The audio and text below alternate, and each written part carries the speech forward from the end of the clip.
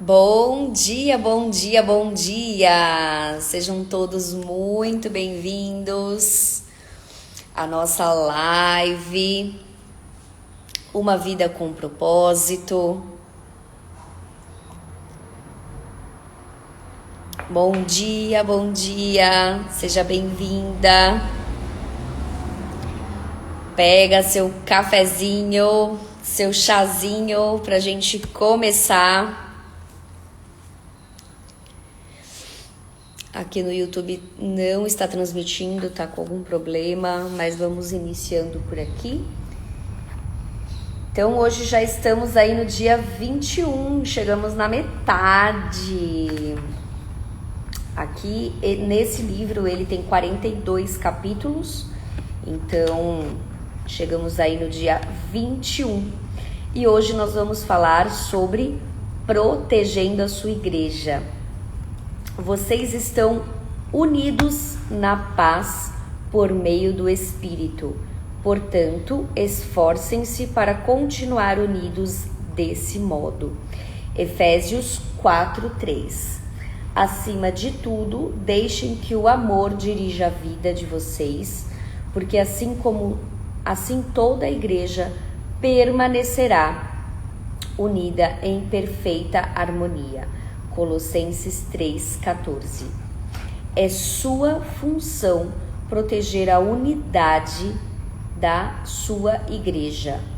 A unidade da igreja é tão importante que o Novo Testamento dá mais importância a isso que ao céu e ao inferno.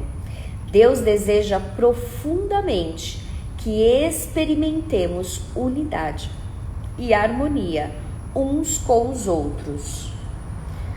A unidade é a alma da comunhão. Destrua e estará removendo o coração do corpo de Cristo.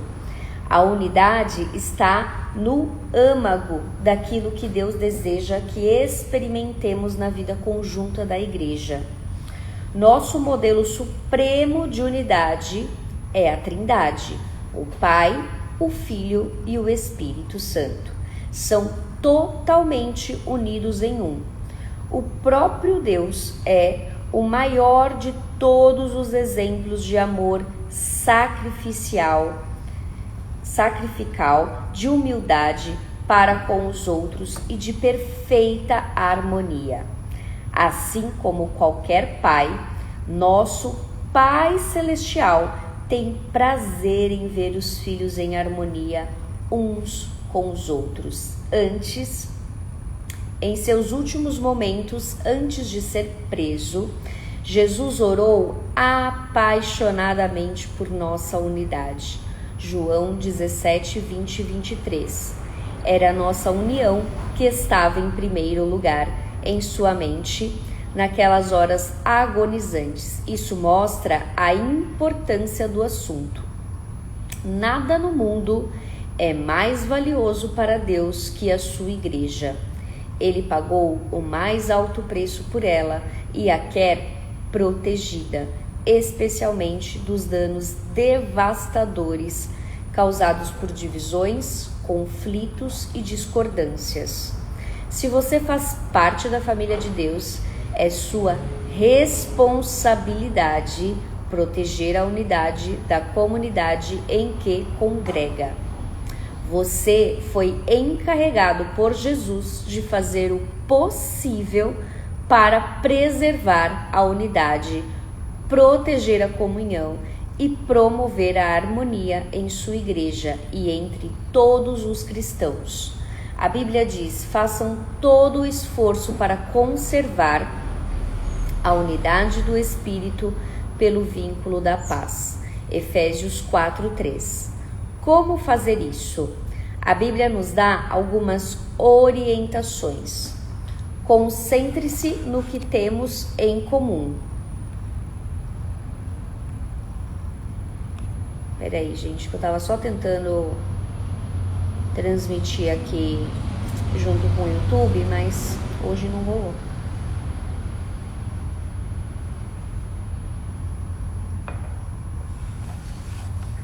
Eu vou até tirar aqui, que esse daqui era do YouTube.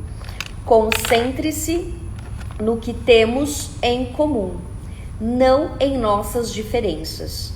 Paulo recomenda: concentremo-nos nas coisas que contribuem para a harmonia e no crescimento de nossa comunhão conjunta. Romanos 14, 19. Bom dia, Ângela, sejam bem-vindas. Como fiéis, compartilhamos um Senhor, um corpo, um propósito, um Pai, um Espírito, uma esperança, uma fé, um batismo e um amor. Romanos 10, 12, 1 Coríntios, Efésios 4, 4, Filipenses 2, 2. Partilhamos a mesma salvação, a mesma vida e o mesmo futuro. Fatores muito importantes que as diferenças que poderíamos enumerar. É neles que devemos nos concentrar, não em nossas diferenças pessoais. Lembre-se de que foi Deus quem escolheu nos dar diferentes personalidades, formações, raças e preferências. Logo, devemos apreciar essas diferenças, não simplesmente tolerá-las. Deus deseja unidade, não uniformidade. Nós falamos bastante sobre isso ontem, né? Aliás, eu deixei uma tarefa para vocês ontem, né? Quem fez esta tarefa? Uma tarefa muito importante. Muito importante. Mas, para o bem da unidade, não devemos permitir que nossas diferenças, em circunstância alguma, nos separem. Precisamos nos manter concentrados no que mais importa, aprender a amar uns aos outros como Cristo nos amou e cumprir os 5 propósitos de Deus para cada um de nós e para a sua igreja. O conflito é normalmente sinal de que o foco foi desviado para questões menos importantes, que a Bíblia chama assuntos controvertidos. Romanos 14, 1 e 2 Timóteo 2, 23. Quando nos concentramos em personalidades, preferências, interpretações, estilos ou métodos, a divisão sempre acontece. Mas, se nos concentrarmos em amar uns aos outros e em cumprir os propósitos de Deus, alcançaremos a harmonia. Paulo implora por isso. Irmãos, em nome de nosso Senhor Jesus Cristo, suplico a todos vocês que concordem uns com os outros no que falam, para que não haja divisões entre vocês. Antes, que todos estejam unidos num só pensamento e num só parecer. 1 Coríntios 1:10. Seja realista em suas expectativas. Agora que você descobriu como Deus quer que seja a verdadeira comunhão, é fácil ficar desanimado pela disparidade entre o ideal e a realidade presenciada em sua igreja. Você deve amar apaixonadamente a igreja, apesar das imperfeições que ela tem. Ansiar pelo ideal enquanto critica o real é evidência de imaturidade. Aquela coisa, né? Eu sempre escuto isso. Ah, mas podia fazer isso, né? Ah, mas a igreja podia ser assim, né? Eu sempre escuto isso. Em contrapartida, conformar-se com o real sem lutar pelo ideal é complacência. A maturidade está em conviver com essa tensão. Outros fiéis irão decepcioná-lo e desiludi-lo, mas isso não é desculpa para deixar de ter comunhão com eles. Eles são sua família, mesmo quando não agem como tal, e você não pode simplesmente abandoná-los. Em vez disso, Deus nos orienta: sejam pacientes uns com os outros, fazendo concessões às faltas uns dos outros, por causa do amor que há em vocês. Efésios 4:2. Por isso que ele já nos preparou no capítulo anterior, falando sobre o perdão, né? A importância de estarmos em unidade, mas não necessariamente em uniformidade. Eu não preciso concordar com o que o meu irmão está fazendo, mas ainda assim a gente precisa estar em unidade, que é buscar o mesmo propósito. As pessoas ficam desiludidas com a igreja local por muitas razões compreensíveis. A lista pode ser bastante longa: conflitos, mágoas, hipocrisia, negligência, mesquinharias, legalismo e outros pecados. Em vez de ficarmos abalados e surpresos, devemos recordar que a igreja é constituída de pecadores de verdade, entre os quais nos incluímos. Por sermos pecadores, magoamos uns aos outros, às vezes intencionalmente e às vezes sem querer. Mas, em vez de deixar a igreja, precisamos ficar ali e tentar de alguma forma solucionar o que for possível. A reconciliação não a evasão, é a estrada para um caráter mais forte e para a comunhão mais profunda. Divorciar-se da igreja ao primeiro sinal de decepção ou desilusão indica imaturidade. Aquelas pessoas, né, que qualquer coisinha já sai da igreja. Ah, não, aqui não é o meu lugar, aí vai para outra, mas aí lá na outra também acontece qualquer coisinha, sai de novo. Isso é uma imaturidade. Porque aí você está colocando as tuas expectativas no homem, né? Sendo que a gente não tem que ter expectativa com o homem, porque o homem, ele vai nos decepcionar, né? Deus tem coisas outros também. Tá falhando aí para vocês? Que tá falhando para vocês ou tá normal? Groucho Marx ficou famoso por dizer que não gostaria de pertencer a um clube que o aceitasse como sócio. Se uma igreja tiver de ser perfeita para satisfazê-lo de pertencer a ela, porque você não é perfeito. Dietrich Bonhoeffer, não sei falar, ministro alemão martirizado por resistir aos nazistas, escreveu Igreja, Vida em Comunhão. Nesse livro, é algo bom, porque destrói nossas falsas expectativas de perfeição. Quanto mais cedo desistirmos da ilusão de que a igreja deve ser perfeita para que a amemos, mais cedo deixaremos de fingir e admitiremos que somos todos imperfeitos e precisamos da graça divina. Esse é o início da verdadeira comunidade.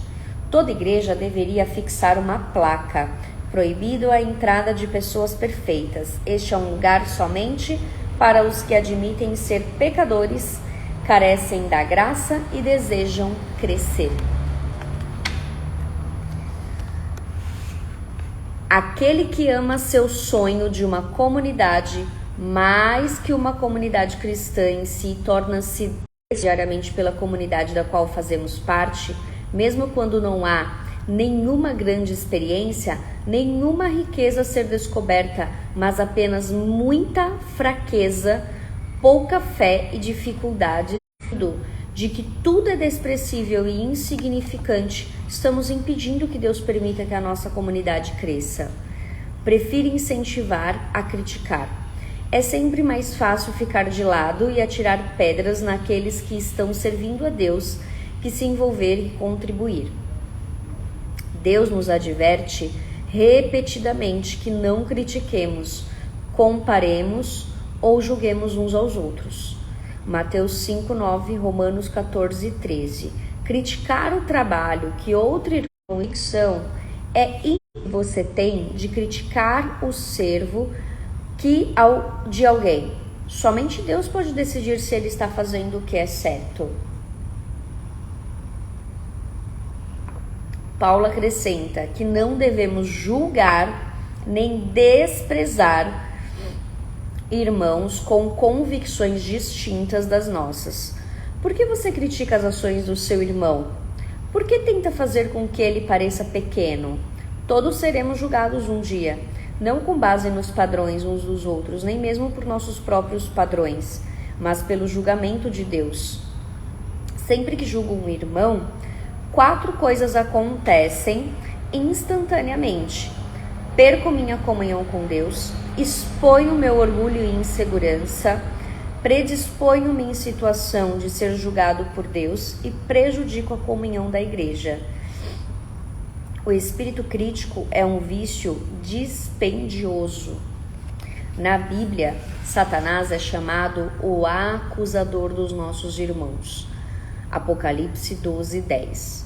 Culpar, criticar e queixar-se dos membros da família de Deus é trabalho do diabo. Se fazemos o mesmo, é porque fomos ludibriados e induzidos a fazer o trabalho de Satanás. Lembre-se de que outros cristãos, não importa quanto você discorde deles, não são o verdadeiro inimigo. O tempo que desperdiçamos comparando ou criticando outros irmãos deveria ser aplicado na edificação da unidade entre os irmãos. A Bíblia diz: assim estaremos empregando nosso esforço na boa convivência fraterna. Ajudem-se mutuamente com palavras de ânimo. Não ponham seu irmão lá embaixo, apontando os defeitos dele. Recuse-se a dar ouvidos a fofocas, né? Eu falo assim, se a fofoca chegar até você, que ela morra em você.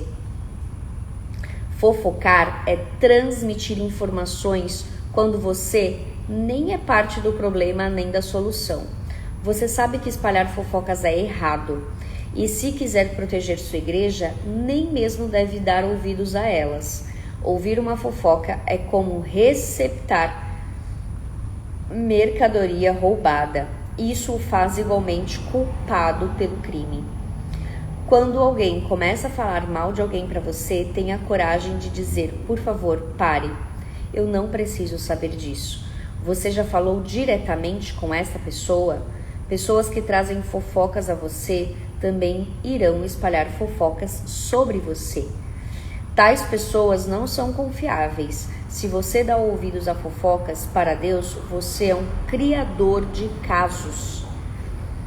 Criadores de caso dão ouvidos a criadores de caso.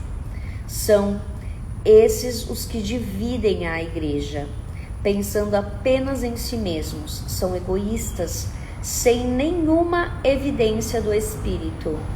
É triste constatar que no rebanho de Deus, as maiores feridas sejam causadas por ovelhas, não por lobos. Paulo alerta sobre os cristãos canibais, que se devoram uns com os outros, Gálatas 5,15, destruindo a comunhão. A Bíblia diz que esse tipo de pessoa deve ser evitada. A difamação revela segredos. Portanto, fique longe de quem fala demais. A maneira mais rápida de pôr fim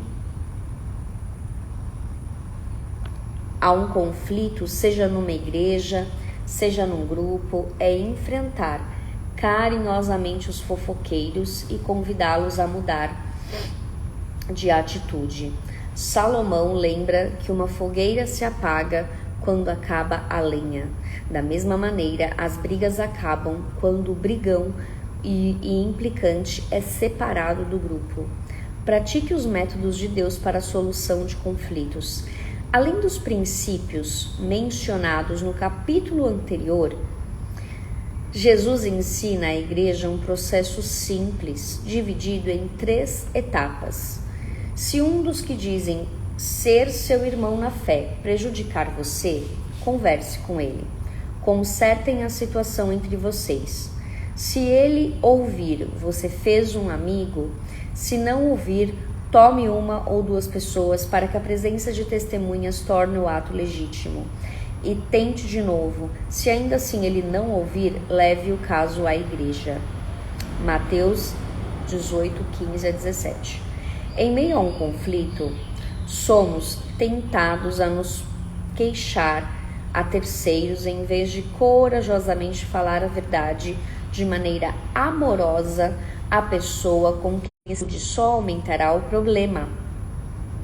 Assim, o correto é procurar direto. A conversa em particular é sempre o primeiro passo e você deve fazê-lo o mais breve possível. Às vezes a gente quer contar para outras pessoas do problema que a gente tem e essa pessoa ela não vai resolver, porque você precisa.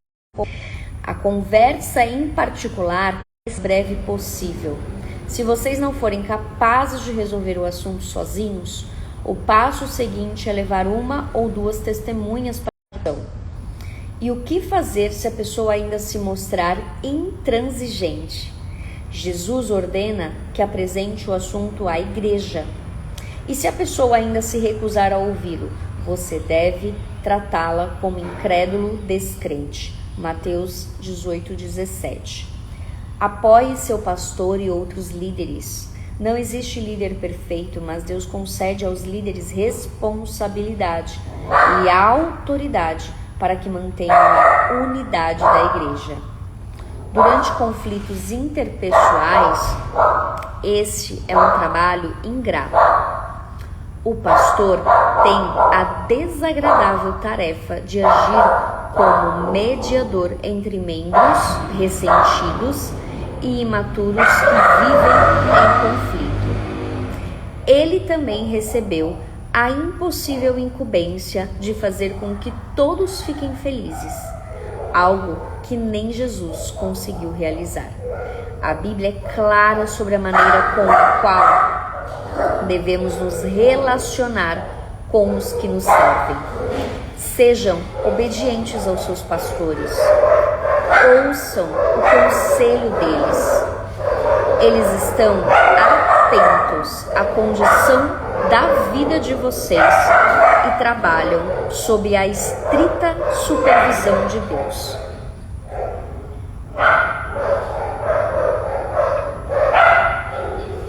Contribuam para que a liderança deles seja alegre, não penosa, porque tornar as coisas mais difíceis. Hebreus 13:17. Os pastores um dia estarão diante de Deus para prestar contas sobre a responsabilidade de zelar por você. Eles cuidam de vocês como quem deve prestar contas. Hebreus 13:17. Mas você também terá de se explicar. Você prestará contas a Deus sobre seu comportamento com relação a seus líderes. A Bíblia instrui os pastores a como lidar com pessoas que promovem dissensão no meio da igreja. Eles devem evitar discussões e ensinar gentilmente enquanto oram para que os encrenqueiros mudem de atitude. Devem admoestar os que promovem polêmicas, rogar por harmonia e unidade, repreender os que desrespeitam a liderança e remover os perturbadores da igreja, caso não considerem os dois avisos mencionados. Protegemos a igreja enquanto honramos os que nos servem no papel de líderes. Os pastores e anciãos necessitam de nossas orações, incentivos, apreço e amor. Recebemos a seguinte orientação: agora, amigos, pedimos que vocês honrem os líderes que trabalham arduamente por vocês, a quem foi dada a responsabilidade de encorajar e orientar vocês na obediência. Tenham toda consideração e amor por eles. 1 Tessalonicenses 5:12. Desafio você a aceitar a responsabilidade de proteger e promover a união em sua igreja. Empenhe-se nesse objetivo com todas as suas forças. Deus irá se agradar disso. Nem sempre será fácil. Em alguns momentos terá de fazer o que é melhor para o corpo e não para você mesmo, mostrando preferência pelos outros. Este é um dos motivos pelos quais Deus nos colocou na família igreja, para aprendermos o altruísmo. Em comunidade, aprendemos a dizer nós em vez de eu, nosso em vez de meu. Deus diz: não pensem apenas no próprio bem, pense nos outros cristãos e no que é melhor para eles. Deus abençoa a igreja que permanece unida. Na igreja Saderbeck, cada membro assina um pacto que inclui a promessa de proteger a unidade. A igreja jamais sofreu um conflito capaz de nos dividir, de que muitos desejam fazer parte dela. Uma vez que se trata de uma comunidade unida de 7 anos, a igreja chegou a batizar alguns milhares de novos convertidos. Ele busca como incubadora a igreja mais carinhosa que puder encontrar. O que você está fazendo no plano pessoal para tornar sua igreja o local mais aconchegante e amorosa? Muitas pessoas em sua comunidade estão em busca de amor e de um lugar ao qual pertencer. A verdade é que todo mundo precisa e quer ser amado.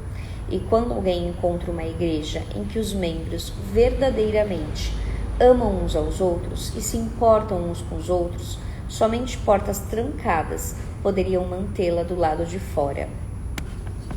Pensando sobre meu propósito. Tema para reflexão: tenho a responsabilidade de proteger a unidade da minha igreja. Versículo para memorizar: portanto, concentremo-nos nas coisas que contribuem para a harmonia e no crescimento de nossa comunhão conjunta. Romanos 14:19. Pergunta para meditar: o que estou fazendo pessoalmente para proteger a unidade de minha família eclesiástica neste exato momento? Então, para que podemos fazer para proteger e que nós possamos ter aí um dia abençoado, um dia na presença do Senhor, uma vida com propósito. Então, quem ainda não está no grupo, entrem lá no grupo do WhatsApp, me manda uma mensagem que eu te encaminho o link para vocês participarem, que logo eu mando o capítulo do dia e mando o link da live também gravada, tá? Lembrando que essa daqui não fica gravada, então eu só vou baixá-la para poder passar para o YouTube, porque o YouTube deu um problema hoje, ele não transmitiu ao vivo. Então eu vou só baixar essa live aqui e passo para lá e encaminho o link novamente, tá bom? Que provavelmente vai ter que ser um outro link para salvar essa live. E nós aí na presença do Senhor, que Deus os abençoe grandemente. Um beijo grande e até amanhã. Beijos, fiquem com Deus.